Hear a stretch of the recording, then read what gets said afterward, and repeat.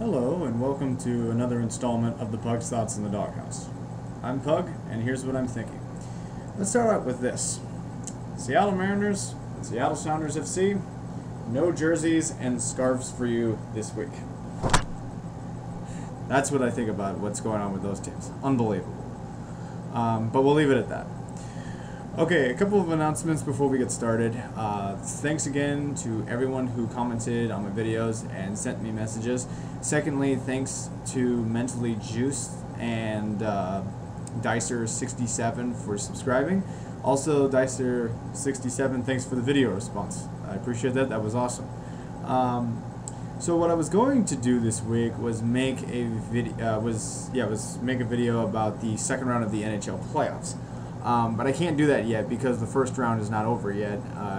Because the Detroit Red Wings and the Phoenix Coyotes have Game 7 tonight, and the Washington Capitals, they're in trouble.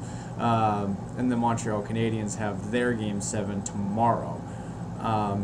So I don't know if I'm going to be putting out a video about that just because I'm going to be out of town and away from my webcam. So we'll see what happens. We'll see what kind of mood I'm in at the when I come back. I'm going to be leaving town, and then when I come back, we'll see where everything's at. But so because of that, we're just going to go over more comments about the Seattle Seahawks and about the NFL draft I received last week. I'm going to be responding to all of them, and this group of videos is called Thoughts from Football Fans because of some comments at the ending are not necessarily about the Seahawks. They're about the NFL draft in general. And so yeah, let's go over the comments. Oh yeah, and I'm going to be putting out a couple of videos of these because some of these comments are really long and my responses are really long. So, alright, so let's start out with the Australian once again, the Kid Harvey. The Kid Harvey writes, "Hey Pug, thanks again mate, glad to hear your optimism about replacing Burleson. Lions and Eagles have a lot to thank the Seahawks for by the sound of things. Is the draft televised over in the States? Of course it isn't here. I will have to follow it on the net. Quick question, have you ever seen a game of Australian rules football?" I sent you a message about this, the Kid Harvey, and in case you didn't get it, no, I haven't seen a game of Australian rules football. I sent you a message about that, but if you didn't get it, now you know my response. No, I haven't seen it. Be interesting to see it though.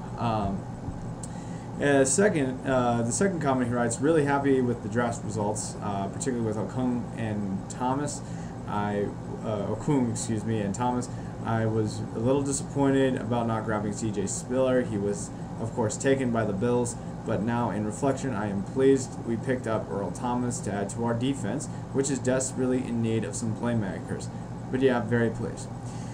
Well, I'll go over what I think of the Seahawks draft picks overall in my next video. But I will say this. The Kid Harvey, you asked me about how do I feel about losing Nate Burleson, and I said he could easily be replaced, and the Seahawks drafted Golden Tate from Notre Dame. Now, he's a draft pick, and he hasn't proved anything in the NFL, but as I said before, the wide receiver core in the draft was really deep, and now we have a potential replacement of Burleson. So I hope you're not as concerned as you were when we lost Nate Burleson this offseason, because we have a new wide receiver now. So and honestly, I'm kind of surprised he dropped to number 60. And then lastly, the Kid Harvey writes, "Tend to agree with you about the overhyping of the draft, but maybe that was just the Australian draft experience. I had to resign myself to watching a live countdown to pick type thing on the NFL/Seahawks websites. Haha. Seriously riveting stuff. The live footage from the Seahawks draft room and VM Institute was incredibly boring and almost surreal. Why would anybody watch this?" See, this is what I'm talking about. I mean, even people overseas are looking at our NFL draft and thinking, okay, what's the big deal with this thing again? I mean, granted, I know the Kid Harvey's one person, but still, I mean, here's another person who agrees with me about the draft. You know about how overhyped this is. I mean, I remember when the Seahawks got Kelly Jennings, Lauren Jackson, Aaron Curry. Everybody thought the same thing. Oh, it's a great draft class. It's a great draft class. And those players haven't necessarily panned out yet. as I mentioned before.